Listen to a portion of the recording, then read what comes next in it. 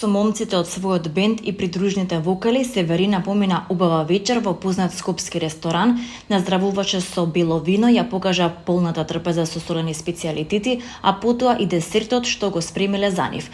Хрватската звезда Северина викендов беше во Македонија, каде што настапи на Питијада во Велес. Пејачката, која е често кај нас и често вели дека тука се чувствува како дома, овој пат во земјава дојде еден ден пред концертот, а времето го искористи за опуштање во Скопје. Со момците од својот бенд и придружните вокали таа помина убава вечер во познат скопски ресторан, од каде што објави видеа и фотографии на стори на Инстаграм. Пејачката се пофали и дека имала специјален пречек во хотелот во Скопје. Во собата ја пречекало чоколадо со музички символи и зборовите "Волим што се волимо", кои таа ги користи преку секоја нејзина објава на социјалните мрежи. Пред да замене во Велес, таа беше на разубавување кај Дадар, која нашминка како и многу пати кога Северина доаѓала во Скопје, а Ангела од неговиот тим ја направи фризурата. Убава и однатре и однадвор. Го работам тоа што го сакам најмногу. Шминка и насмевка со најпрекрасната балканска звезда, напиша Дадар. За концертот во Велес Северина избра кожен корсет со хеланки и многумина коментираа дека изгледа одлично како и секогаш. Со брзото приближување на годишната модна ревија на Victoria's Secret, моделот Джиджи Хадид се сети на својот прв ангажман со брендот за долна облека пред точно 10 години. Во видео објавено на Инстаграм на брендот, 30-годишната манекенка зборуваше за сонот што стана реалност кога доби место на модната писта во 2015 година. Джиджи стана емотивна и речиси се расплака додека раскажуваше како се справувала со критиките во светот на модата на почетокот на незината кариера. Многу сум среќна за неа, рече Джиджи, осврнувајќи се на помладата верзија од себе. Тоа е она што навистина го сакаше. Гледам на фотографиите од тоа време и светот беше толку суров кон неа. И не само кон неа, беше тежок кон сите девојки.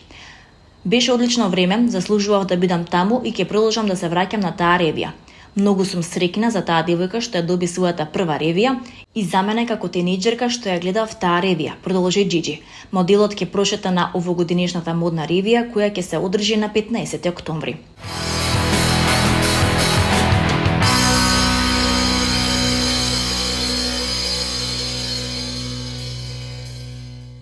Урбаната музичка сцена во Скопје завчера пулсираше во знакот на енергијата на Тони Зен и Сладкаристика, двајца од највлијателните артисти на македонскиот хип-хоп.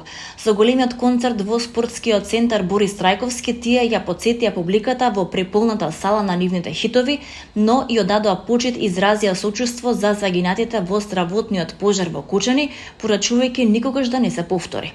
Со звездено небо беше проследена песната "Исти", а присутните оваа вечер заедно со Тони Зен и Сладкаристика ги пеа нивните хитови, но и оние испеани од гостите кои таа вечер им се придружија на сцената, збогатувајќи ја извонредната атмосфера.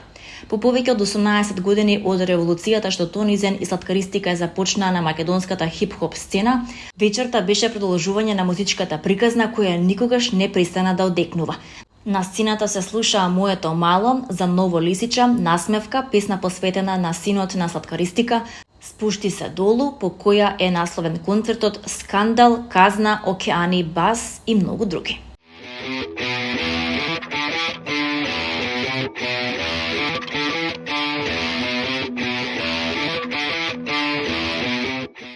Оваа година културниот центар Public Room ќе биде домаќин на 14-тото издание на Рекординг фестивалот, каде што љубителите на автентичната трап сцена ќе имаат ретка можност да го последат настапот на највлијателното авангардно трап дуо од Битола, Дон Плаја и Принцес Донацу. Концертот ќе се одржи в четврток со почеток во 21 часот, а билетите се достапни преку продажната мрежа на drugastrana.mk. Дуото е познато по својата смела уметничка изразност, која ја спојува музиката со визуелната уметност, рапот и елементите на комедија. Нивните текстови често обработуваат табу и контроверзни теми, оставајќи силен впечаток врз новата генерација.